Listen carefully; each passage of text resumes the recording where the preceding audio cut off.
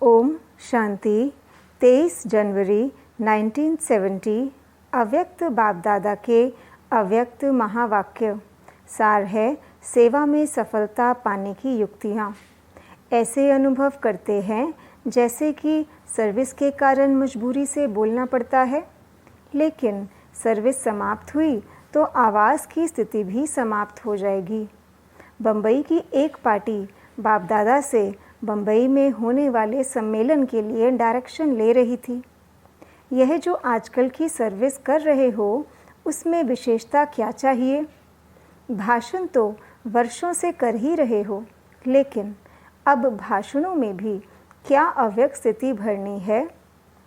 जो बात करते हुए भी सभी ऐसे अनुभव करें कि यह तो जैसे कि अशरीरी आवाज़ से परे न्यारे स्थिति में स्थित होकर बोल रहे हैं। अब इस सम्मेलन में यह नवीनता होनी चाहिए। यह स्पीकर्स और ब्राह्मण स्पीकर्स दूर से ही अलग देखने में आए, तब है सम्मेलन की सफलता। कोई अनजान भी सभा में प्रवेश करे तो दूर से ही महसूस करे कि अनोखे बोलने वाले हैं। सिर्फ वाणी का जो बल है वह तो कनरस तक रह जाता है, लेकिन अव्यक्त स्थिति में स्थित होकर जो बोलना होता है वह सिर्फ कनरस नहीं लेकिन मनरस भी होगा।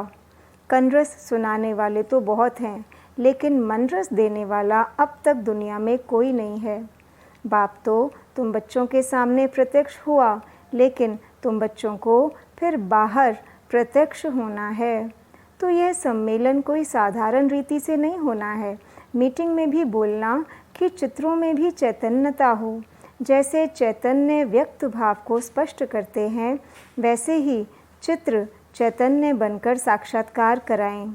जब चित्र में चैतन्यता का भाव प्रत्यक्ष होता है, वही चित्र अच्छा लगता है।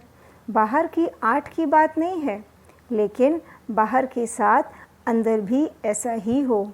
बाप दादा यही नवीनता देखना चाहते हैं। कम बोलना भी कर्तव्य बड़ा कर दिखाए। यही ब्राह्मणों की रीति रस्म है। यह सम्मेलन अनोखा कैसे हो, यह ख्याल रखना है। चित्रों में भी अव्यक्ति चैतन्यता हो, जो दूर से ही ऐसी महसूसता आए। नहीं तो इतनी प्रजा कैसे बनेगी? सिर्फ मुख से नहीं, लेकिन आंतरिक स्थिति से जो प्रजा बनेगी उसे ही आंतरिक सुख का अनुभव कहा जाता है।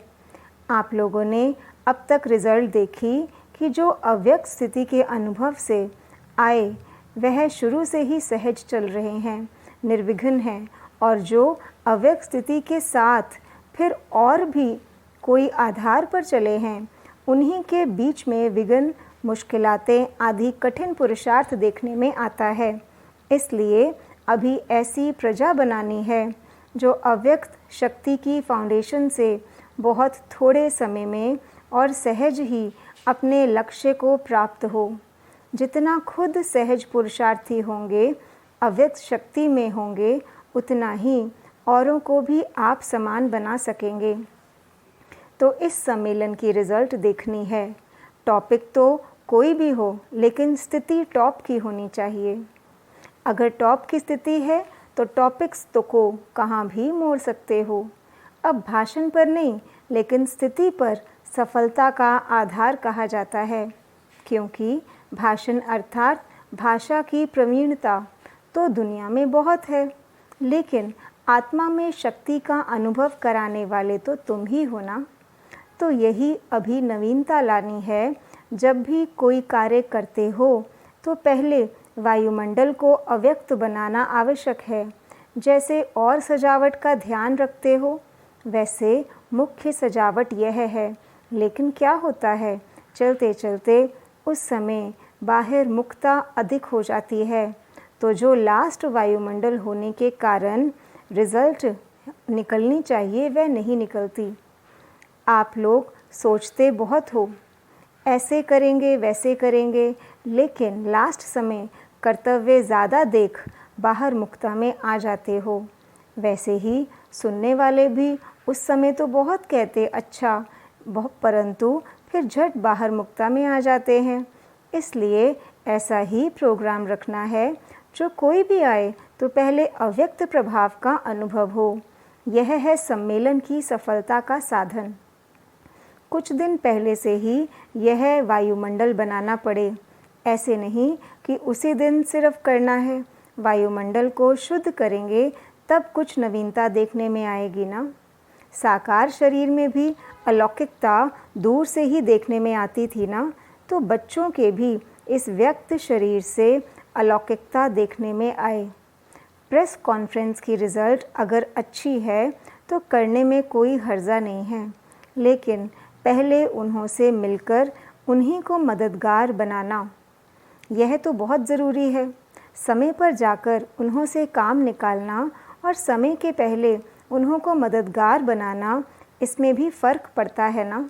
बहुत करके समय पर अटेंशन जाता है। अभी अपनी बुद्धि की लाइन को क्लियर करेंगे तो सभी स्पष्ट होता जाएगा। जैसे आप लोगों का प्रदर्शनी में है ना, स्विच ऑन करने से जवाब मिलता है, वैसे ही पुरुषार्थ की लाइन क्लियर होने से संकल्प का स्विच दबाया और किया, ऐसा अनुभव करते जाएंगे। सिर्फ व्यर्थ संकल्पों की कंट्रोलिंग पावर चाहिए। व्यर्थ संकल्प चलने के कारण जो ओरिजिनल बाप दादा द्वारा प्रेरणा कहें वह शुद्ध रिस्पॉन्स मिलता है, वह मिक्स हो जाता है, क्योंकि व्यर्थ संकल्प अधिक होते हैं। अगर व्यर्थ संकल्पों को कंट्रोल करने की पावर है तो उसमें एक वही रिस्पॉन्स स्पष्ट देखने में आता है। वैसे ही अगर बुद्धि ट्रांसलाइट है तो उसमें हर बात का रिस्पॉन्स स्पष्ट होता जाता है और यथार्थ होता है, मिक्स नहीं। जिनके व्यर्थ संकल्प नहीं चलते वह अपने अव्यक्त स्थिति को ज़्यादा बढ़ा सकते हैं। शुद्ध संकल्प भी चलने चाहिए, लेकिन उनको भी कंट्रोल करने की शक्ति होनी चाहिए। व्यर्थ संकल्पों का तूफान मेजॉरिटी में ज़्यादा है। कोई कभी कार्य शुरू किया जाता है तो सैंपल बहुत अच्छा बनाया जाता है ना। यह भी सम्मेलन का सैंपल सभी के आगे रखना है। अव्यक्त स्थिति क्या चीज़ होती है, इसका अनुभव कराना है। आपकी एक्टिविटी में सभी समय की घड़ी को देखें, समय की घड़ी बनकर जा रहे हो। जैसे साकार भी समय की घड़ी बने ना, वैसे शरीर के होते अव्यक्त स्थिति के घंटे बजाने की घड़ी बनना है। यह सर्विस सभी से अच्छी है। व्यक्त में अव्यक्त स्थिति का अनुभव क्या होता है, वह सभी को प्रैक्टिकल में पाठ पढ़ना है। अच्छा, बाप दादा और दैवी परिवार सभी के स्नेह के सूत्र में मणका बनकर पिरोना है। स्नेह के सूत्र में पिरोया हुआ मैं मणका हूँ, यह नशा रहना चाहिए। मणकों को कहाँ रखा जाता है? माला के मणकों को बहुत शुद्धि से रखा जाता है, उठाते भी बहुत शुद्ध पूर्वक हैं। हम भी ऐसा अमूल्य मणका है, यह समझना है। कोई ने सर्विस के लिए राय पूछी। उन्हों की सर्विस वाणी से नहीं होगी, लेकिन जब चरित्र प्रभावशाली होंगे, चेंज देखेंगे, तब वह स्वयं खींचकर आएंगे। कोई कोई को अपना अहंकार भी होता है ना, तो वाणी से वाणी अहंकार के टक्कर में आ जाती है, लेकिन प्रैक्टिकल लाइफ के टक्कर में नहीं आ सकेंगे। इसलिए ऐसे ऐसे लोगों को समझाने के लिए यही साधन है। वायुमंडल को अव्यक्त बनाओ। जो भी सेवा केंद्र हैं, उन्हों के वायुमंडल को आकर्षणमय बनाना चाहिए, जो उन्हों को अव्यक्त वतन देखने में आए। कोई भी दूर से महसूस करे कि यह इस घर के बीच में कोई चिराग है। चिराग दूर से ही रोशनी देता है, अपनी तरफ आकर्षित करता है, तो चिराग मुआफिक चमकता हुआ नज़र आए, तब है सफलता। अव्यक्त भट्टी में आकर अव्यक्त स्थिति का अनुभव होता है। यह अनुभव जो यहाँ होता है, फिर उनको क्या करेंगे? साथ लेकर जाएंगे, वो यहाँ ही छोड़ जाएंगे। उनको ऐसा साथी बनाना जो कोई कितना भी इस अव्यक्त आकर्षण के साथ को छुड़ाना चाहे तो भी नहीं छूटे। लौकिक परिवार को अलौकिक परिवार बनाया है, ज़रा भी लौकिकपन ना हो। जैसे एक शरीर छोड़ दूसरा लेते हैं तो उस जन्म की कोई भी बात स्मृति में नहीं रहती है ना। यह भी मरजीवा बने होना तो पिछले जीवन की स्मृति और दृष्टि ऐसे ही खत्म हो जानी चाहिए। लौकिक में अलौकिकता भरने से ही अलौकिक सर्विस होती है। अलौकिक सर्विस क्या कर रहे हो? आत्मा का कनेक्शन पावर हाउस के साथ करने की सर्विस करते हो। कोई तार का तार के साथ कनेक्शन करना होता है तो रबड़ उतारना होता है ना। वैसे ही आपका भी पहला कर्तव्य है कि अपने को आत्मा समझ शरीर के भान से अलग बनाना। यहाँ की मुख्य सब्जेक्ट कितनी है और कौन सी है? सब्जेक्ट मुख्य है 4: ज्ञान, योग, धारणा और सेवा। इनमें भी मुख्य कौन से हैं? यहाँ से ही शांति का स्टॉक इकट्ठा किया है। आशीर्वाद मालूम है कैसे मिलती है? जितना जितना आत्म अभिमानी बनते हैं उतनी आशीर्वाद न चाहते हुए भी मिलती है। यहाँ स्थूल में कोई आशीर्वाद नहीं मिलती है, यहाँ तो स्वतः ही मिलती है। अगर बाप दादा का आशीर्वाद नहीं होता तो यहाँ तक कैसे आते? हर सेकंड बाप दादा बच्चों को आशीर्वाद दे रहे हैं, लेकिन लेने वाले जितनी लेते हैं उतनी अपने पास कायम रखते हैं। आपका और भी युगल है। सदा साथ रहने वाला युगल कौन है? यहाँ सदैव युगल रूप में रहेंगे तो वहाँ भी युगल रूप में राज्य करेंगे। इसलिए युगल को कभी अलग नहीं करना है। जैसे चतुर्भुज कंबाइंड होता है वैसे यह भी कंबाइंड है। शिव बाबा को अपने से कभी अलग नहीं करना। ऐसे युगल कभी देख 84 जन्मों में 84 युगलों में ऐसा गुलाब कभी मिला? ऐसा युगल कभी मिला? तो जो कल्प में एक ही बार मिलता है उनको तो पूरा ही साथ रखना चाहिए ना। अभी याद रखना कि हम युगल हैं, अकेले नहीं हैं।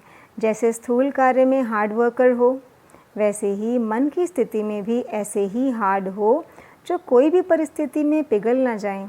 हार्ड चीज़ पिघलती नहीं है, तो ऐसे ही स्थिति और कर्म दोनों हार्ड हों।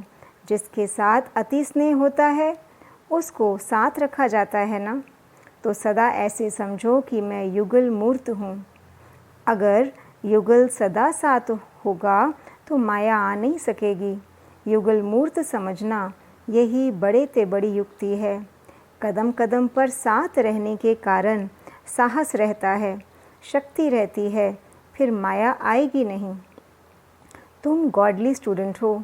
डबल स्टूडेंट बन करके फिर आगे का लक्ष्य क्या रखा है? ऊंच पद किसको समझते हो? लक्ष्मी नारायण बनेंगे? जैसा लक्ष्य रखा जाता है तो लक्ष्य के साथ फिर और क्या धारणा करनी पड़ती है? लक्षण अर्थात दैवी गुण। लक्ष्य जो इतना ऊंच रखा है तो इतने ऊंच लक्षण का भी ध्यान रखना है ना। छोटी कुमारी बहुत बड़ा कार्य कर सकती है। अपनी प्रैक्टिकल स्थिति में स्थित हो किसी को बैठ सुनाए तो उनका असर बड़ों से भी अधिक हो सकता है। सदैव लक्ष्य यही रखना है कि मुझ छोटी को कर्तव्य बहुत बड़ा करके दिखाना है। देह बल छोटी है लेकिन आत्मा की शक्ति बहुत बड़ी है। जो जास्ती पुरुषार्थ करने की इच्छा रखते हैं उनको मदद भी फिर मिलती है। सिर्फ अपनी इच्छा को दृढ़ रखना तो मदद भी दृढ़ मिलेगी। कितनी भी कोई हिलाए लेकिन यह संकल्प पक्का रखना। संकल्प पक्का होगा तो फिर सृष्टि भी ऐसी बनेगी।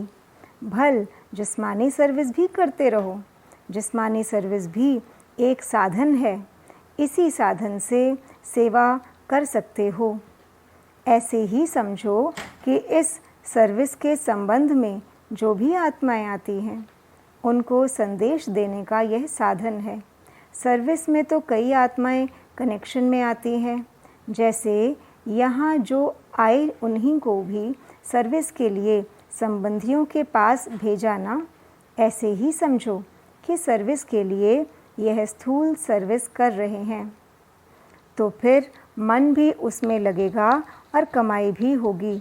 लौकिक को भी अलौकिक समझकर करो, फिर कोई और वातावरण में नहीं आएंगे।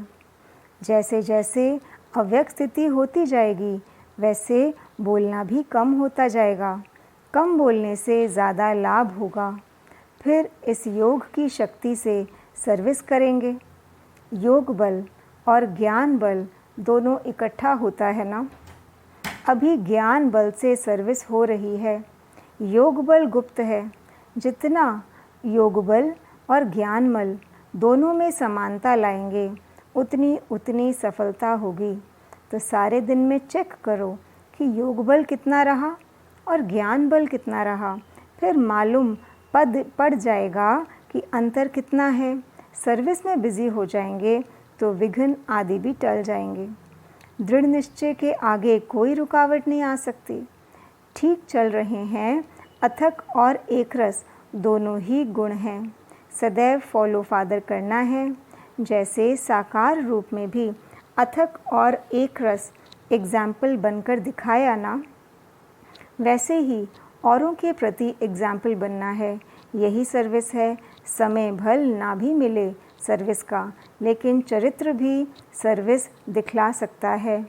चरित्र से भी सर्विस होती है ना, सिर्फ वाणी से नहीं होती। आपके चरित्र उस विचित्र बाप की याद दिलाएं। यह तो सहज सर्विस है ना।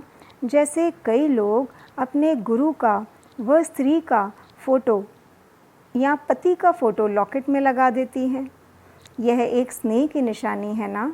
तो तुम्हारा मस्तक जो है यह भी उस विचित्र का चरित्र दिखलाए। यह नयन उस विचित्र का चित्र दिखलाएं। ऐसा अविनाशी लॉकेट पहन लेना है। अपनी स्मृति भी रहेगी और सर्विस भी होगी। मधुबन में जाकर मुख्य कर्तव्य क्या किया। जैसे कोई खान पर जाते हैं तो खान के पास जाकर क्या किया जाता है।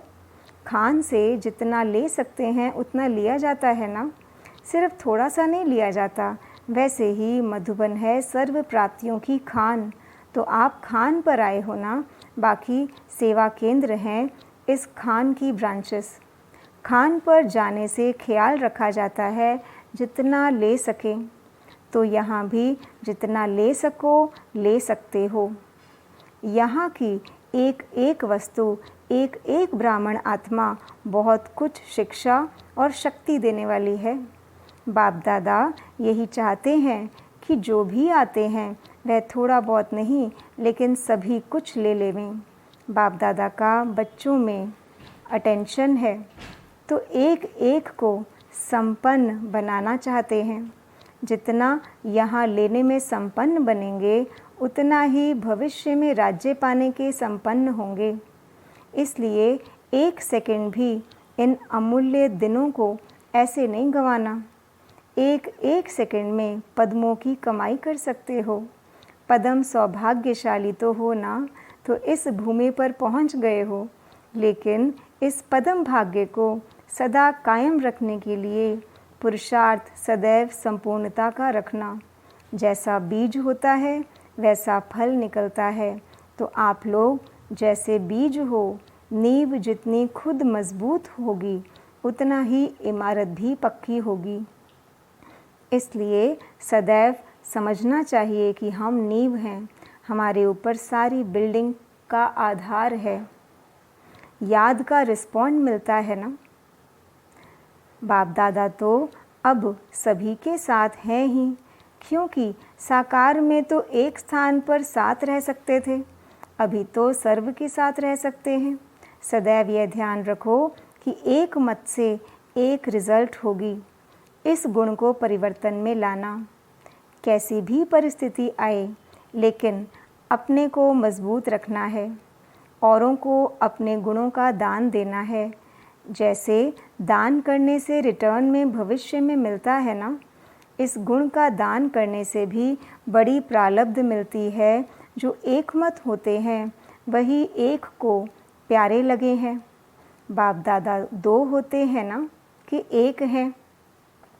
बाप दादा दो होते भी एक है ना, वैसे भल कितने भी हों, लेकिन एक मत होकर चलना। बाप के घर में आकर विशेष खजाना लिया। बाप के घर में विशेषताएं भरी हुई हैं ना। अपने घर में असली स्वरूप में स्थित होने आए हो ना। अपना असली स्वरूप और असली स्थिति क्या है वह याद आती है। आत्मा की असली स्थिति क्या है? जैसे पहले आत्मा परम धाम की निवासी सर्व गुणों का स्वरूप है, वैसे ही यहाँ भी अपनी स्थिति का अनुभव करने के लिए आए हो ना। मधुबन में आए हो उस स्थिति का टेस्ट करने के बाद उनको सदा के लिए अपनाना है। इसका नाम ही है मधुबन। मधु अर्थात मधुरता, यानी स्नेह और शक्ति दोनों ही वरदान पूर्ण रूप से प्राप्त करना। यहाँ मधुबन में दोनों चीज़ वरदान रूप में मिलती है। फिर बाहर में जाएंगे तो इन दोनों चीज़ के लिए अपना पुरुषार्थ करना पड़ेगा। इसलिए यहाँ वरदान रूप में जो प्राप्त हो रहा है उनको ऐसा प्राप्त करना जो अविनाशी रहे। जब वरदान रूप में प्राप्त हो सकते हैं तो पुरुषार्थ करके क्यों लेवें? गुरु वरदान देता है तो क्या करना होता है? अपने को उसके अर्पण करना पड़ता है, तब वरदान प्राप्त होता है। तो यहाँ भी जितना अपने को अर्पण करेंगे उतना वरदान प्राप्त होगा। वरदान तो सभी को मिलता है ना, लेकिन जो ज़्यादा अपने को अर्पण करता है उतना ही वरदान का पात्र बनता है। वरदान से ऐसी झोली भर लो जो भरी हुई झोली कभी खाली ना हो। जितना जो भरना चाहे वह भर सकते हैं। ऐसा ही ध्यान रखकर इन थोड़े दिनों में अथक लाभ उठाना है। एक एक सेकंड सफल करने के यह दिन है।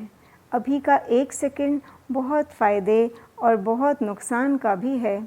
एक सेकंड में जैसे कई वर्षों की कमाई गंवा भी देते हैं, तो यहाँ का एक सेकंड इतना बड़ा है।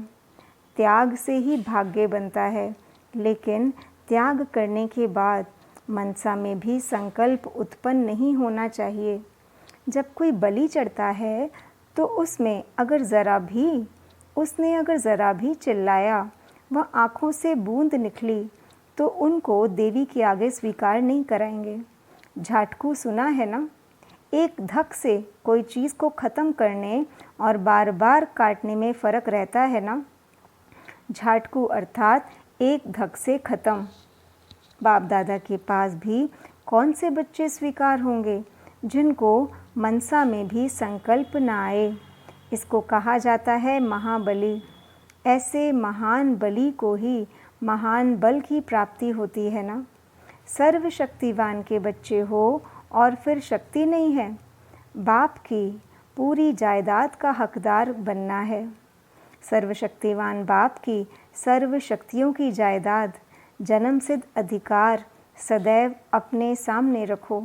सर्वशक्तिवान के आगे कमज़ोरी ठहर सकती है। आज से कमज़ोरी खत्म। सिर्फ एक शक्ति नहीं, पांडव भी शक्ति रूप हैं। एक दीप से अनेक जगते हैं। डबल सर्जरी करते हो और ही अच्छा चांस मिलता है दो मार्ग बताने का, शरीर का भी और मन का भी। जैसे स्थूल सर्विस करने से तनख्वाह मिलती है, स्वर्ग की बादशाही मिलती है, वह तो वहाँ मिलेगी, लेकिन यहाँ क्या मिलता है? प्रत्यक्ष फल का अनुभव होता है।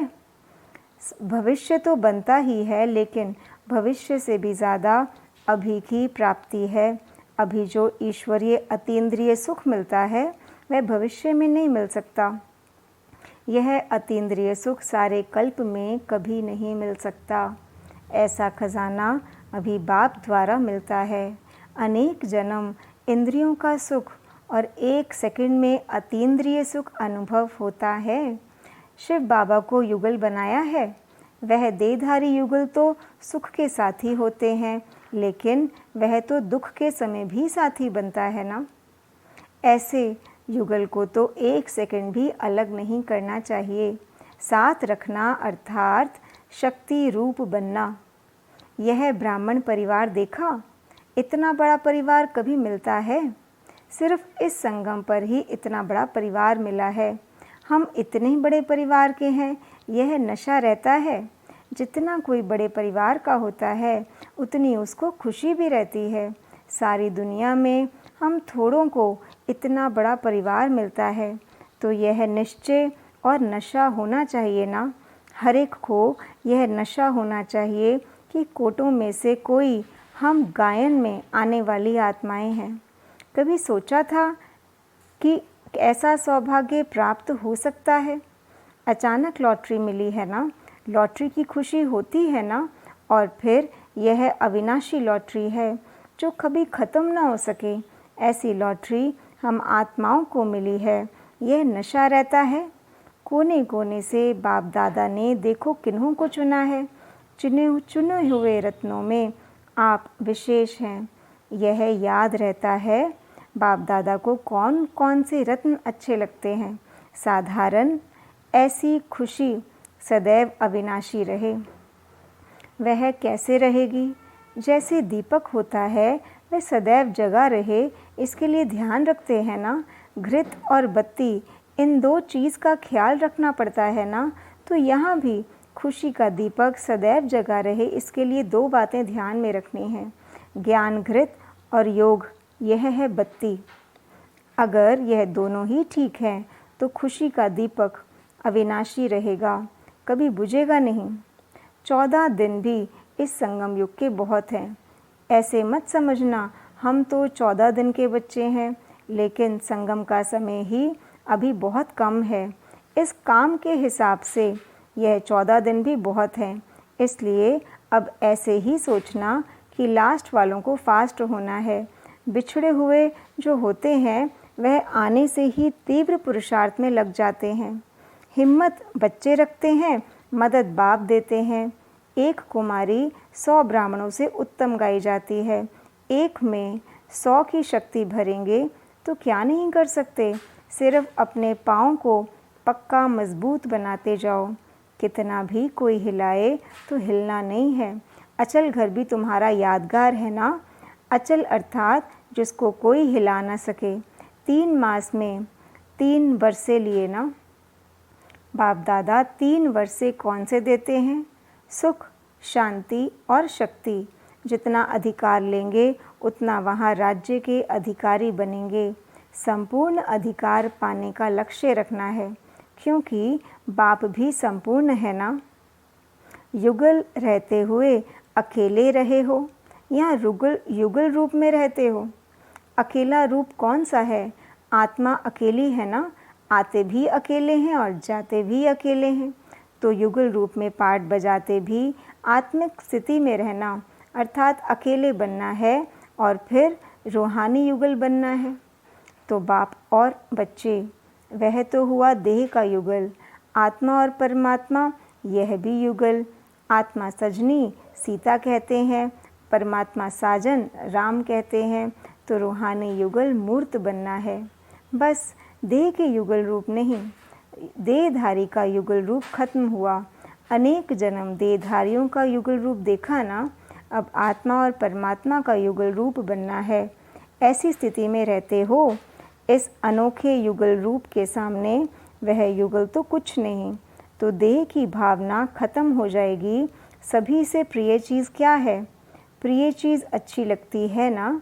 तो उस प्रिय वस्तु को छोड़ दूसरे को प्रिय कैसे बना सकते हैं? अकेला भी बन जाना है, फिर युगल भी बनना है।